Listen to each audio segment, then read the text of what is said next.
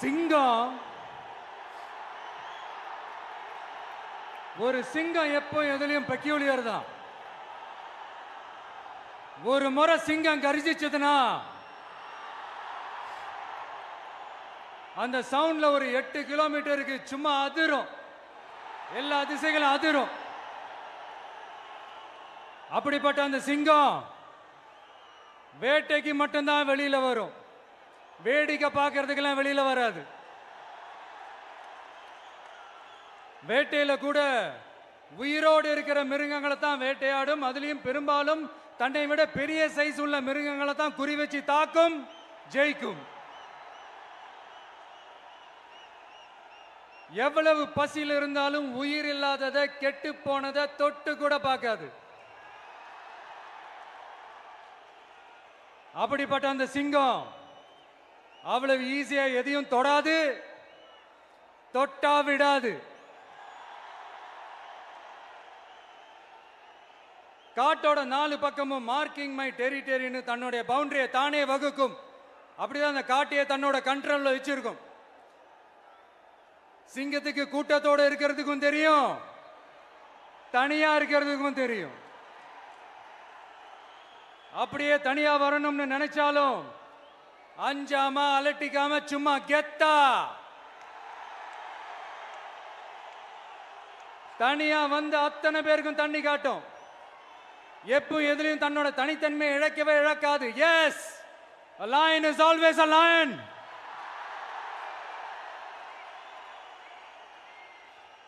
There are so many jackals and other animals in the forest, but there will be only one lion. And even if it is single, it will be the king of jungle. It is not only a description but also a clear declaration. சிங்கத்தை பத்தி பேசிட்டு நம்ம சிங்க குட்டிகளையும் சிங்க பெண்களையும் பத்தி நம்ம பேசாம இருக்க முடியுமா? அவங்களை எப்படி நான் மறப்பேன்? அவங்க தான் என்னுடைய உயிராச்சே, என் நெஞ்சில் குடியிருக்கும்.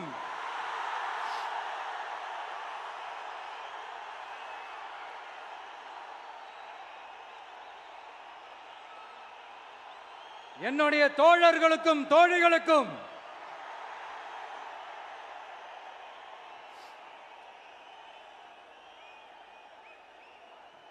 நேர்ல வர முடியாத சூழல்ல வீட்டில் இருந்துகிட்டே நம்மளோட இந்த மாநாட்டில் நேரலை வாயிலாக கலந்துகிட்டு இருக்கிற என்னுடைய அம்மாக்கள், அக்கா தங்கைகள், அண்ணன் தம்பிகள், நண்பர்கள் அனைவருக்கும் என்னோட உயிர் வணக்கம். என்னோட உயிர் வணக்கம், என்னோட உயிர் வணக்கம்.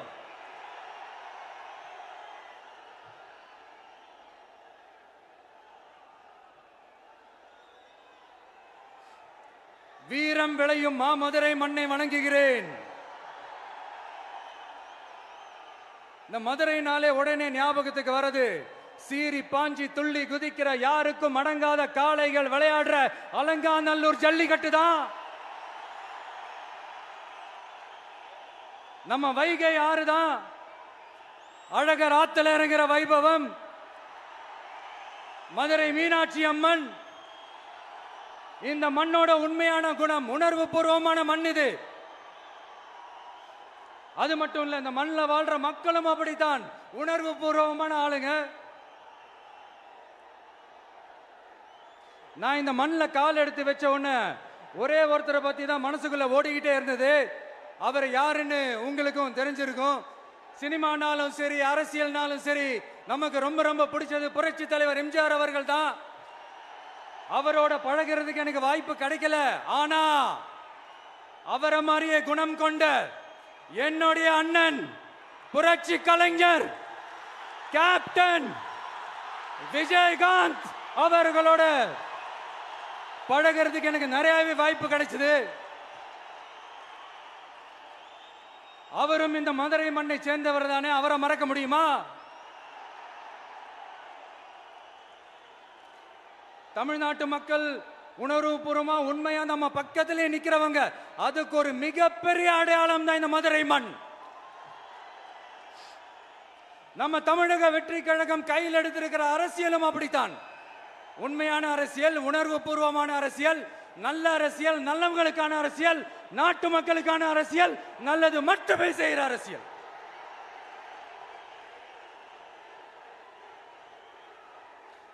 இதோ நம்மளுடைய இந்த இரண்டாவது மாநில மாநாடு வாகை சூடும் வரலாறு திரும்புகிறது.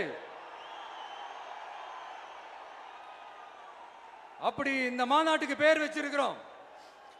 1967லயும் 1977லயும் நம்ம தமிழக அரசியல் ஒரு மிகப்பெரிய ஆட்சி அதிகார மாற்றங்கள் ஒண்ணு நடந்துச்சு இல்லையா? அதே மாதிரிதான் அடுத்த வருஷம் 2026ல அப்படி ஒரு வரலாறு திரும்ப போகுதுன்னு உறுதியா சொல்றதுக்கான மாநாடு தான் நம்மளோட இந்த இரண்டாவது மாநில மாநாடு. விக்கிரவாண்டி விசாலையில் நம்மளுடைய ஃபர்ஸ்ட் மாநாடு நடத்தணும், வெற்றி கொள்கை திருவிழா. அதுக்கப்புறமே நீங்க பார்த்திருப்பீங்க, தமிழக அரசியல் அந்த தட்ப வெப்பத்தையே மாத்தினுச்சு. நமக்கு எதிராக எத்தனை குரல்கள். ஆனா உங்களுக்கு தான் நம்மளை பத்தி நல்லா தெரியுமே, எந்த குரலையும் காதலையே போட்டுக்காம மக்களோட குரலை மட்டுமே கேட்டுக்கிட்டு நமக்கு எதிராக வர அத்தனை கூக்குரல்களையும் சின்னதா ஒரு சிரிப்போடவே கடந்து வந்திருக்கிறோம். அது இல்லாம நம்ம மாநாட்டில் ஒலிக்கிற இந்த குரல் இந்த ஒற்றை தமிழ் மகனோட குரல் மட்டுமல்ல, ஒட்டுமொத்த தமிழ்நாட்டு மக்களுடைய குரல். தமிழ்நாட்டில் இருக்கிற ஒவ்வொரு வீட்டில இருந்தும் ஒலிக்கிற குரல், ஒட்டுமொத்த உலகெங்கும் வாழும் ஒவ்வொரு தமிழ் வீட்டிலிருந்தும் எழும் குரல். இந்த சினிமா என்கிற மாபெரும் கலை ஆயுதத்தின் வாயிலாக சாதி, மதம், இனம், பாலினம், மொழி கடந்து இந்த நாட்டின் மூளை முடுக்கெங்கும் ரசிகர்களாக இருந்து தோழர்களாக நம்மோடு பயணிக்க துவங்கியுள்ள அனைவரோடும் இணைந்த ஒவ்வொரு மனிதருக்காகவும் ஒலிக்கிற உரிமை குரல். மாநில உரிமைக்காக, பெண் உரிமைக்காக, சமூக நீதிக்காக, சமநீதிக்காக, மதச்சார்பின்மைக்காக உண்மையா ஒலிக்கிற குரல். அதனால் இந்த குரலுக்கு எதிராக இன்னும் இன்னும் எத்தனை குரல்கள் வந்தாலும் ஓங்கி ஒலிக்குமே தவிர ஒரு நாளும் ஓயவே ஓயாது. Yes, it is an unstoppable voice, an unstoppable force.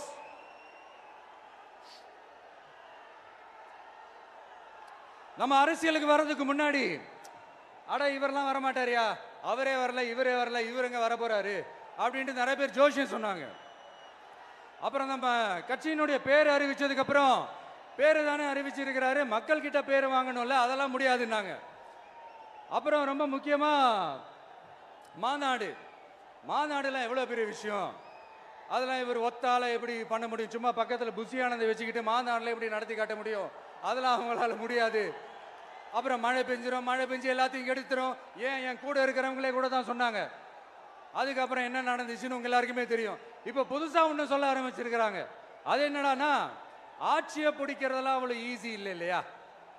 இப்ப அதெல்லாம் விட்டாங்க, இப்ப இங்க வந்துட்டாங்க. இவர் நேரா ஷூட்டிங்ல இருந்து வருவாராம், வந்து ஆட்சியை பிடிப்பாராம். அது எப்படி இவராலே முடியும், அவராலேயே முடியல, இவராலேயே முடியல, அவருக்கு அத்தனை வருஷம் ஆச்சு, இவராலே எப்படி முடியும்ட்டு ஒரு பக்கம். இன்னொரு பக்கம் கூட்டம்லாம் ஓகே தான், அது எப்படி ஓட்டா மாறும் அப்படின்றது இன்னொரு பக்கம். இப்படி கதை, திரைக்கதை, வசனம், இயக்கம், பாடல்கள்,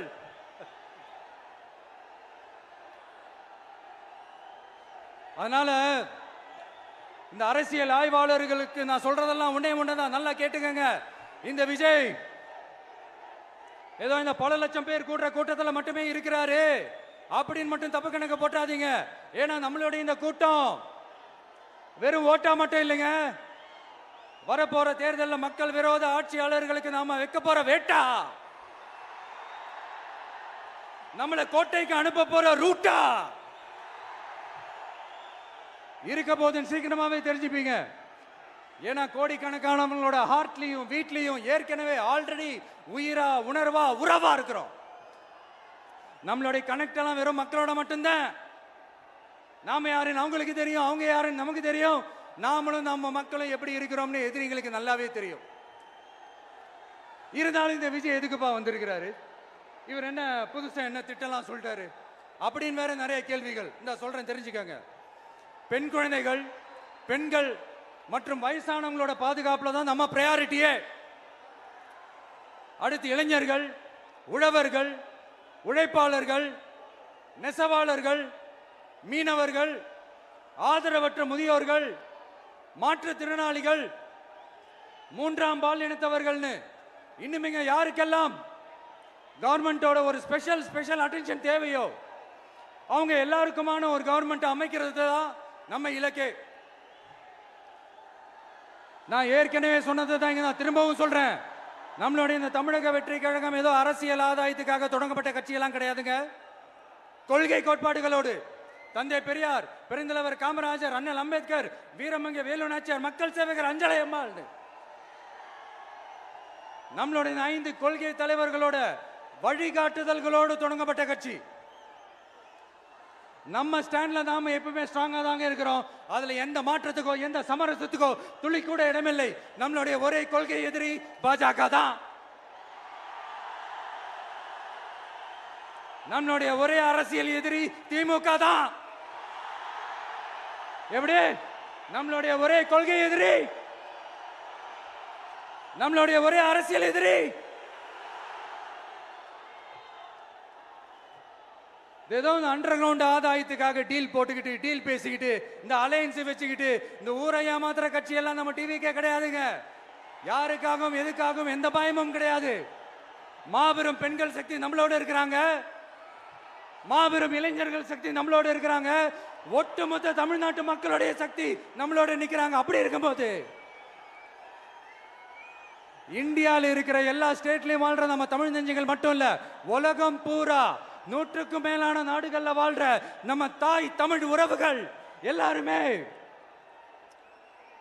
என்ன விஜய் தளபதி விஜய் இல்லனா விஜய் தளபதி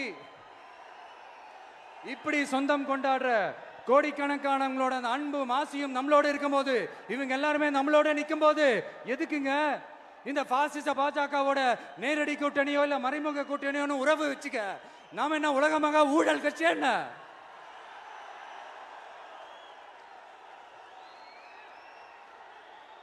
நம்மளை பத்தி சின்னதா ஒரு உண்மை ஒண்ணு சொல்லலாமா? என்னடா இவர் வாயால இப்படி சொல்றாருன்ட்டு யாரும் தவறா நினைச்சுக்க வேணாம். ஏன்னா இது ஒரு விதத்துல ஒரு ஃபேக்டும் கூட. அதனாலதான் நான் சொல்லணும்னு ஆசைப்படுறேன். நம்ம யார் தெரியும்ல? நாம எல்லாருமே சொல்றேன். நாம யார் தெரியும்ல? இந்தியாவின் மாபெரும் மக்கள் சக்தி கொண்ட ஒரு மகத்தான வெகுஜன மக்கள் படை.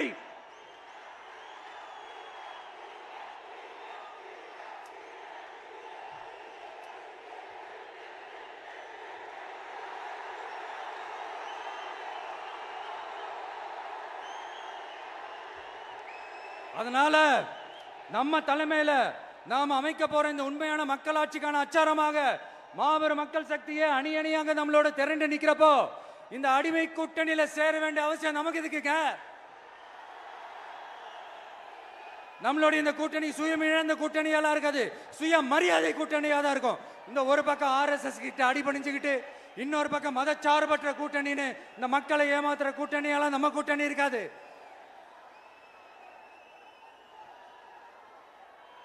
நான் இப்பவும் சொல்றேன், நம்மளை நம்பி வர்றவங்களுக்கு ஆட்சியிலும் அதிகாரத்திலும் உறுதியாக பங்களிப்பு செய்யப்படும்.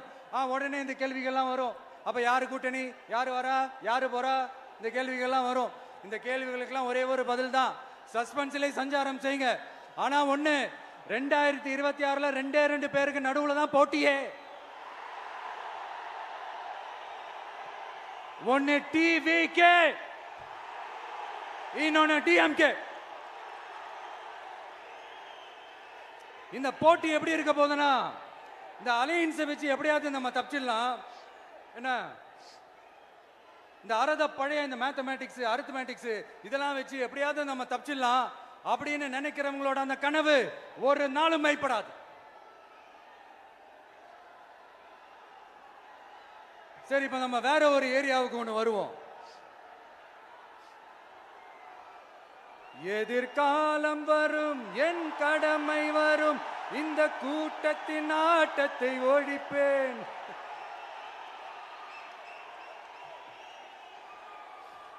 மக்கள் அரசியல் என்ற அந்த சவுக்க கையில் எடுக்கலாமா? யாருக்கு எதிரான தானே கேட்கிறீங்க? வேற யாரு? மறைமுக உறவுக்காரர்களான பாசிச பாஜகவும் பாய்சன் திமுகவும் தான். மாண்புமிகு பிரதமர் நரேந்திர மோடிஜி அவர்களே, 3வது முறையா ஒன்றியத்தோட ஆட்சி அதிகாரத்தை நீங்க தானே கையில் வச்சிருக்கிறீங்க. இல்ல நாங்க தெரியாம தான் கேட்கிறோம். நீங்க ஆட்சிக்கு வந்தது ஒட்டுமொத்த மக்களுக்கும் நல்லது செய்யவா, இல்ல நம்மளுடைய இந்த இஸ்லாமிய நண்பர்களுக்கும் இஸ்லாமிய தோழர்களுக்கும் எதிராக சதி செய்யவா? மக்களுக்கு உங்ககிட்ட கேட்கறதுக்குன்னு ஏராளமான கேள்விகள் இருக்குது.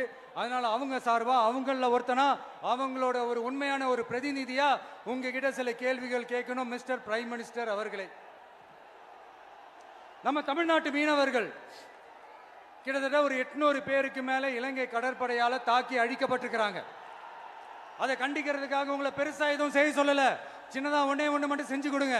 இனிமேலாச்சும் எங்களுடைய மீனவர்கள் பாதுகாப்பா இருக்கிறதுக்காக இந்த கச்சத்தீவை இலங்கை கிட்ட இருந்து மீட்டு கொடுத்துருங்க, அது போதும்.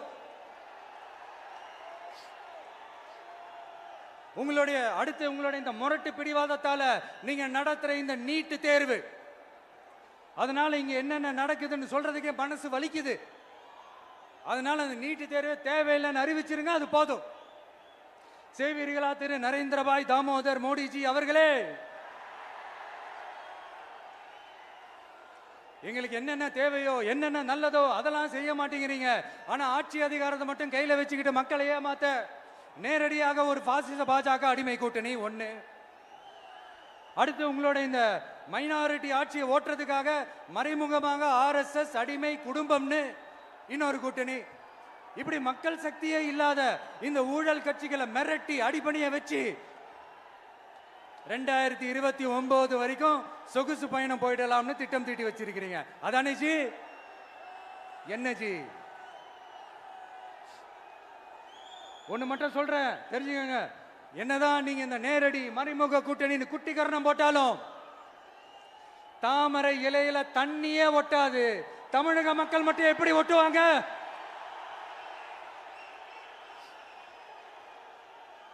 இங்க ஒரு MP சீட்டு கூட தரலன்றதுக்காக தமிழ்நாட்டுக்கும் தமிழ்நாட்டு மக்களுக்கும் எதுவுமே செய்யாம ஓரவஞ்சனை செய்யுது இந்த ஒன்றிய பாஜக அரசு. சங்கம் வச்சு தமிழ் வளர்த்த மண் இந்த மதுரை மண். அதனால இங்க அந்த கீழடியில கிடைச்ச ஆதாரங்களை எல்லாம் மறைச்சிட்டு எங்க நாகரிகத்தையும் எங்க வரலாறையும் அழிக்கிறதுக்காக உள்ளடி வேலை செய்யலாம்னு நினைக்கிறீங்க. தமிழ்நாட்டை தொட்ட என்ன நடக்கும் நீங்க பல உதாரணங்கள் இருக்குது. அதனால இதையெல்லாம் மறைச்சிட்டு எங்க மக்களை ஏமாத்திடலாம்னு மட்டும் நினைக்காதீங்க. மத நல்லிணக்கத்திற்கு பெயர் பெற்ற இந்த மதுரை மண்ணிலிருந்து சொல்றேன், உங்க எண்ணம் எல்லாம் ஒரு நாளும் ஈடேறாது.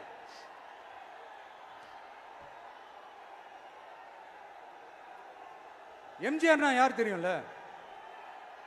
அவர் மாஸ்னா என்னன்னு தெரியும்ல? அவர் உயிரோடு இருக்கிற வரைக்கும் அந்த CM சீட்டை பத்தி ஒருத்தராலையும் நினைச்சு கூட பார்க்க முடியல, கனவு கூட காண முடியல.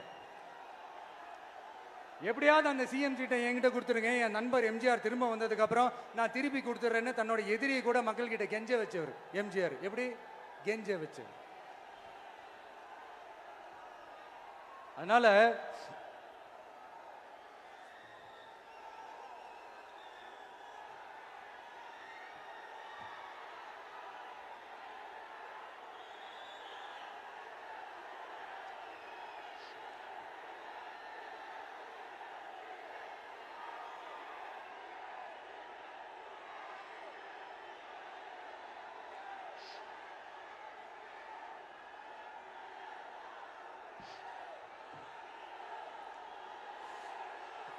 ஆனா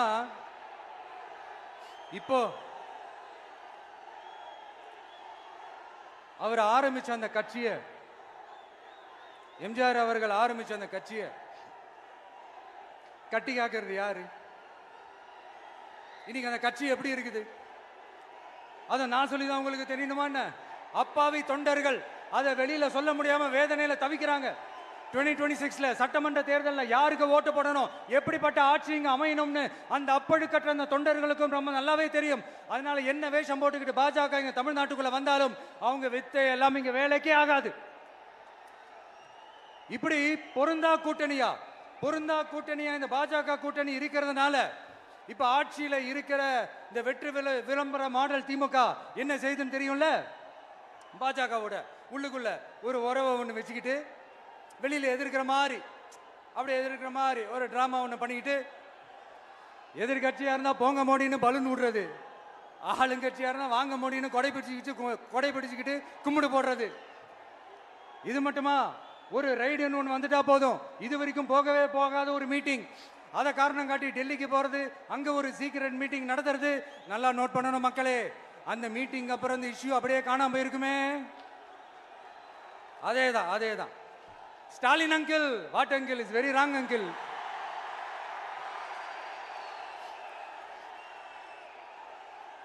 இப்படி தமிழ்நாட்டில் இப்ப நடக்கிற இந்த ஆட்சியினுடைய லட்சணத்தை பார்த்துக்கிட்டு நாம எப்படி சும்மா இருக்க முடியும்? ஒரு தவறு செய்தால், அதை தெரிந்து செய்தால், அவர் கபட நாடக மு.க. ஸ்டாலின் அங்கிளாகவே இருந்தாலும், அங்கிள் உங்களுக்கு மனசாட்சின்னு ஒன்று இருந்துச்சுன்னா நாங்க கேட்கிற கேள்விகளுக்கு மட்டும் கொஞ்சம் பதில் சொல்லுங்க அங்கிள். நீங்க நடத்துற இந்த ஆட்சியில நேர்மை இருக்கா? நியாயம் இருக்கா? ஊழல் இல்லாம இருக்கா? சட்டம் ஒழுங்கு சரியா இருக்கா? பெண்களுக்கு பாதுகாப்பு இருக்கா? பொதுமக்களுக்கு பாதுகாப்பு இருக்கா? இயற்கை வளங்களுக்கு பாதுகாப்பு இருக்கா? சொல்லுங்க மை டியர் அங்கிள், சொல்லுங்க. டாஸ்மாக்ல மட்டுமே இது வரைக்கும் 1000 கோடிக்கு மேல ஊழல்னு சொல்றாங்க. அதுல மட்டுமா தப்பு நடக்குது? வேற எதுல தான் நடக்கல? உலகத்திலே மிஸ்டர் கிளீன் ரெக்கார்ட்ஸ் எல்லாம் உங்களுக்கும் உங்க கூட இருக்கிறவங்களுக்கும் மட்டும்தான் அங்கிள் கொடுக்கணும். இதை பார்த்து வாயே இல்லாத ஊரு கூட வயிறு வலிக்கு சிரிக்குது. பெண்களுக்கு 1000 ரூபாய் கொடுத்துட்டீங்கன்னா போதுமா அங்கிள்? அப்படியே அது மூடி மறைச்சிடலான்னு பாக்குறீங்களா? படிக்கிற இடத்துல, வேலைக்கு போற இடத்துல, வெளியில போற இடத்துலன்னு அவங்களுக்கு பாதுகாப்பே இல்லைன்னு ஒட்டுமொத்த பெண்களும் கதறாங்க. அந்த கதறல் சத்தம் ஏதாவது உங்க காதுல கேக்குதா அங்கிள்? இதுல வேற உங்க அப்பான்னு கூப்பிடுறாங்கன்னு வேற சொல்றீங்க. What is this uncle? Is very very wrong uncle, is very very wrong. பெண்களுக்கு மட்டுமா பொய் வாக்குறுதி கொடுத்து ஏமாத்துறீங்க? அரசு ஊழியர்கள், ஆசிரியர்களை ஏமாத்துறீங்க, விவசாயிகளை ஏமாத்துறீங்க, பரந்தூர்ல பாதிப்பே வராதுன்னு சொல்லி ஏமாத்துறீங்க, மீனவர்களை ஏமாத்துறீங்க, போதைப் பொருள் கலாச்சாரத்தை ஒழிக்காம ஏமாத்துறீங்க. ஐயோ ஐயோ ஐயோ, very very first uncle, very very first. எப்படி கேட்டாலும் இவங்க கிட்ட இருந்து எந்த பதிலும் வரப்போறதில்லை. ஏன்னா இருந்தா தானே. இப்ப ஆட்சியில இருக்கிற நம்மளுடைய அங்கிள் பதில் சொல்றது இருக்கட்டும். மக்களை நீங்க சொல்லுங்க, நீங்க உண்மையை சொல்லுங்க. செய்வோம் செய்வோம் செய்வோம் செய்வோம்னு சொன்னாங்களே, சொன்னதெல்லாம் செஞ்சாங்களா? உங்களை தான் கேட்கிறேன், சொன்னதெல்லாம் செஞ்சாங்களா? சத்தமா சத்தமா மை டியர் அங்கிள், கேக்குதா? மக்களோட சத்தம் கேக்குதா? இது வெறும் சாதாரணமான முழக்கம் தான். கூடிய சீக்கிரம் மக்களை போய் சந்திக்க போறேன், அவங்களோட மனசு விட்டு பேச போறேன். அதுக்கப்புறம் இந்த சாதாரணமான முழக்கம் இடி முழக்கமா மாறும். அத்தோட நிக்காது, அந்த இடி முழக்கம் தமிழ்நாட்டோட போர் முழக்கமா மாறும். அந்த போர் முழக்கம் உங்களை ஒரு நிமிஷம் கூட தூங்க விடாது. நடக்குதா இல்லையான்னு பாருங்க. என்னடா இவன் இவ்வளவு ஸ்ட்ராங்கா சொல்றானேன்னு பாக்குறீங்களா? எல்லாரும் கட்சி ஆரம்பிச்சதுக்கு அப்புறம் தான் ஒவ்வொரு வீட்டுக்குள்ளேயும் போறதுக்கு ட்ரை பண்ணுவாங்க. ஆனா நாங்க அப்படி இல்லை. ஒவ்வொரு வீட்டுக்குள்ளேயும் போனதுக்கு அப்புறம் தான் கட்சியாவே ஆரம்பிச்சிருக்கிறோம்.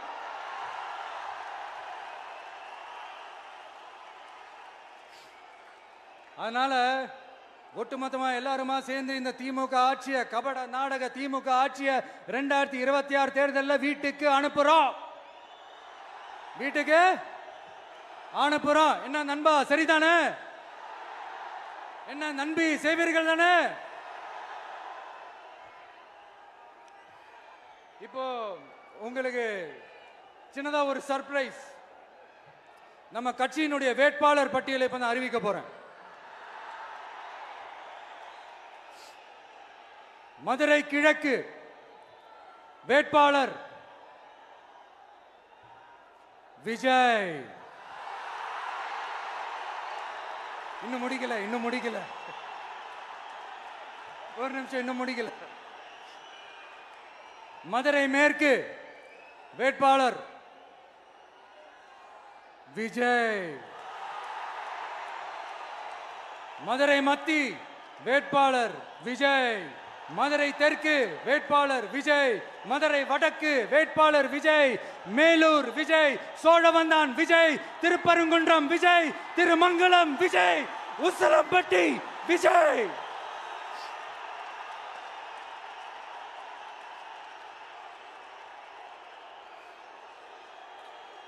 என்னடா எல்லா தொகுதியிலையும் ஒரே வேட்பாளர்னு பாக்குறீங்களா?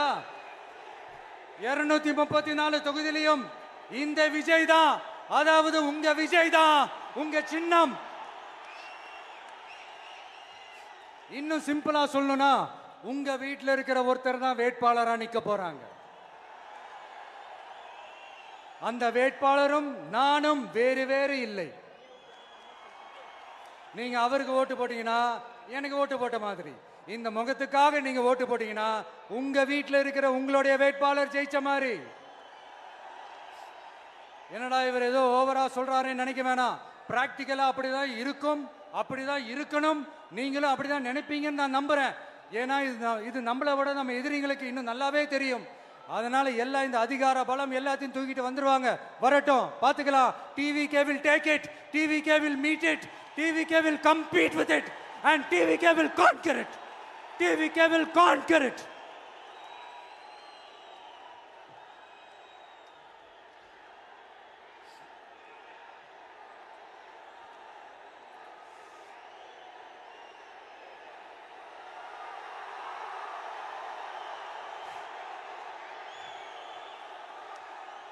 இந்த நேரத்தில் நம்ம மனசுல இருக்கிறத மக்கள் கிட்ட சொல்லி ஆகணும். தூத்துக்குடி ஸ்னோலினோட அம்மா என்ன அவங்களோட தம்பி, இன்னும் அவங்க பொண்ணுக்கு நான் தாய் மாமன்னு சொன்னாங்க. அந்த அக்காவோட குழந்தைங்க மட்டும் இல்லைங்க, என்ன அண்ணனா தம்பியா நினைக்கிற தமிழ்நாட்டில் இருக்கிற என்னோட எல்லா சகோதரிகளின் குழந்தைகளுக்கும் நான் இன்னைக்கு மட்டும் இல்ல, என்னைக்குமே ஒரு தாய் மாமனா தான் இருப்பேன். நீங்க எல்லாரும் என்னுடைய ரத்த உறவு, கூட பிறந்த பொறுப்பு. என் வீட்டு ரேஷன் கார்டில் வேணா உங்க பேர் இல்லாம இருக்கலாம், உங்க வீட்டு ரேஷன் கார்டில் வேணா என் பேர் இல்லாம இருக்கலாம். ஆனா நாம் எல்லாரும் ஒண்ணுதான், உறவுதான். நமக்கு இடையே எந்த அரசியலும் உள்ள நுழையவே முடியாது.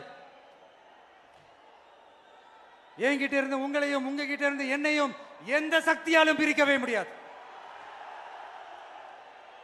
அப்புறம் நான் ஒன்றும் இந்த மார்க்கெட் போனதுக்கு அப்புறம், ரிட்டையர் ஆனதுக்கு அப்புறம் அடைக்கலம் தேடி அரசியலுக்கு வரல. படைக்கலனோட வந்திருக்கிறோம். பவர்ஃபுல் ஃபோர்ஸோட, மாபெரும் படை வரிசையோட, எல்லாத்துக்கும் தயாராகி தான் வந்திருக்கிறோம். இவ்வளவு தயாரா நாம அரசியலுக்கு வர்றதுக்கு ரொம்ப ரொம்ப முக்கிய காரணம் ஒன்று இருக்கு. அது என்ன தெரியுமா? நன்றி கடன், நன்றி கடன், நன்றி கடன். கிட்டத்தட்ட ஒரு 30 வருஷமா, 30 வருஷத்துக்கு மேல நீங்க தான், நம்ம மக்கள் தான் என் கூட நிக்கிறீங்க, எனக்காக நிக்கிறீங்க, என்னை தாங்கி பிடிக்கிறீங்க, மனசுல ஏந்தி பிடிக்கிறீங்க, தாய் அன்போட மடியில ஏந்திக்கிறீங்க. உண்மையை சொல்லணும்னா வேற யாரை விடவும் எனக்கு இந்த அன்பையும் ஆதரவையும் கொடுத்துருக்கிறீங்க. என் மேல உயிரையே வச்சிருக்கிறீங்க. என்ன உங்க வீட்டுல ஒருத்தனாவே ஆக்கிட்டீங்க. நீங்க எனக்கு கடவுள் கொடுத்த வரம்.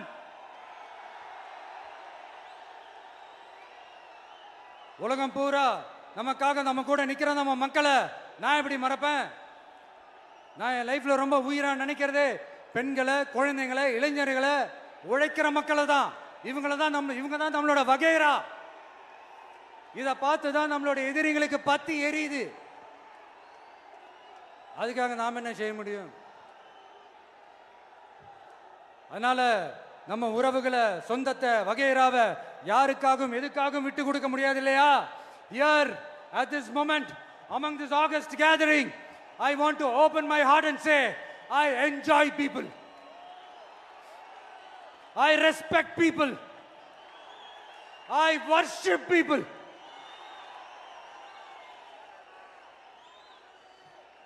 சரிப்பா, இவ்வளவு செஞ்ச நம்ம மக்களுக்கு நன்றி கடனா உன்னால முழுமையா செலுத்த முடியுமான்னு கேட்டா சத்தியமா சொல்றேன், என்னால முடியாதுதான். இன்னும் எத்தனை ஜென்மம் எடுத்தாலும் அந்த நன்றி கடனை என்னால தீர்க்கவே முடியாது. அப்புறம் என்ன மானாவுக்கடா நீ வந்திருக்க அதானே கேக்குறீங்க? மைண்ட் வாய்ஸ் கேட்ட மாதிரி இருந்தது. வாழ்நாள் முழுக்க நம்ம மக்களுக்காக ஆதரவா துணையா நிக்கிறத தவிர, அவங்களுக்காக உழைக்கிறத தவிர எனக்கு வேற எந்த எண்ணமும் இல்லை. எனக்கு இப்ப வேற வேலையும் இல்லை. இனிமே எனக்கு இதுதான் என் வேலையே, என் கடன் இனி என் மக்களுக்கு பணி செய்து கிடப்பதே. இப்படியா ஹார்ட் டு ஹார்ட் யதார்த்தமா பேசிய பழகிட்டோம். இதுக்கு மேலேயும் எனக்கும் மக்களுக்கும் இடையே இருக்கிற அந்த உறவை பத்தி நான் பேச ஆரம்பிச்சேன்னா ஒரு மாதிரி எமோஷனல் ஆகிடுவேன். அப்புறம் அதை கண்ட்ரோல் பண்ணுறது ரொம்ப கஷ்டம். அதனால என்னை மனசார நேசிக்கிற நம்ம மக்களுக்கு ஒன்று சொல்றேன். இந்த விஜய் உங்க விஜய், உங்களுக்கான விஜய், உங்களுக்காக மட்டுமே இருக்கிற விஜய். உங்க கூட நிக்க, உங்களுக்காக நிக்க, உண்மையா நிக்க, உணர்வோட நிக்க, உறுதியா நிக்க, உங்க கூட பேச, உங்களுக்காக பேச, உண்மையா பேச, உணர்வோட பேச, உறுதியா பேச, உங்களுக்காக சேவை செய்ய உங்க விஜய் நான் வர.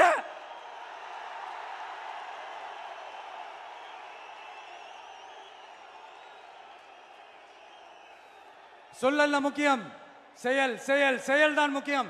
செய்கை தான் சும்மா சிறப்பா இருக்கணும். நான் ஆட்சிக்கு வந்தேன்னா சும்மா அது செய்வேன், இது செய்வேன், நல்லது செய்வேன், உருட்டுவேன், புரட்டுவேன், அதெல்லாம் கிடையாது. செய்யறதுக்கு, நல்லது செய்யறதுக்கு, நல்லது செய்யறதுக்கு மட்டும்தான் இந்த விஜய். அப்புறம் ஒரு அரசியல் தலைவன் அவன் சினிமாக்காரனா, நல்லவனா, கெட்டவனா, இதெல்லாம் தாண்டி அவன் உண்மையானவனா, அதுதான் ரொம்ப ரொம்ப முக்கியம். இது சம்பந்தமா ஒரு குட்டி கதை ஒன்று சொல்றேன்.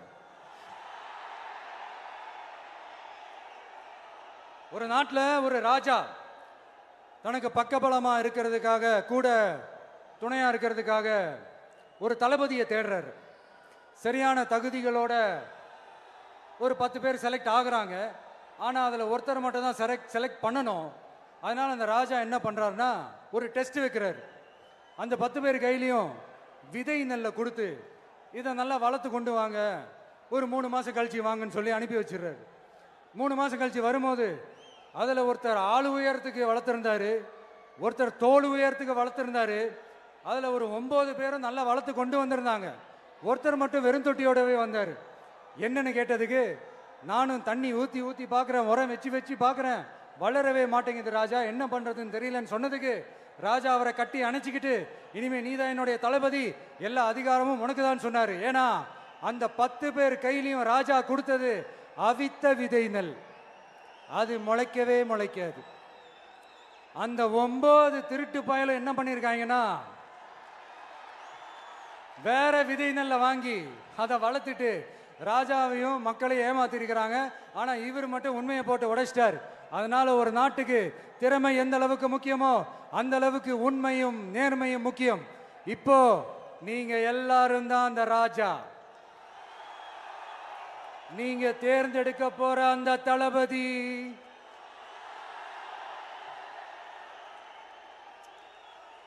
சும்மா சினிமாக்காரன் சினிமாக்காரன் சினிமாக்காரன். அம்பேத்கர் அவர்களை தோக்கடிச்சது சினிமாக்காரன் இல்ல, அரசியல்வாதி. காமராஜர் அவர்களை தோக்கடிச்சது இங்க விருதுநகர் பகுதியில் தோக்கடிச்சது சினிமாக்காரன் இல்ல, இன்னொரு அரசியல்வாதி. இன்னைக்கும் நம்ம கூட வாழ்ந்துட்டு இருக்கிற நல்ல கண்ணு ஐயாவை தோக்கடிச்சது சினிமாக்காரன் இல்ல, அரசியல்வாதி. இப்படிப்பட்ட நல்ல நல்ல தலைவர்களை எதிர்த்து நின்று தோக்கடிக்கணும்னு அந்த எண்ணத்தை உருவாக்குனது சினிமாக்காரன் இல்ல, அரசியல்வாதி. அதனால எல்லா அரசியல்வாதியும் அறிவாளியும் கிடையாது, எல்லா சினிமாக்காரனும் முட்டாளும் கிடையாது. கான்பிடண்டா இருங்க, நல்லதே நடக்கும், வெற்றி நிச்சயம். மீண்டும் சந்திக்கும் வரை நன்றி, வணக்கம்.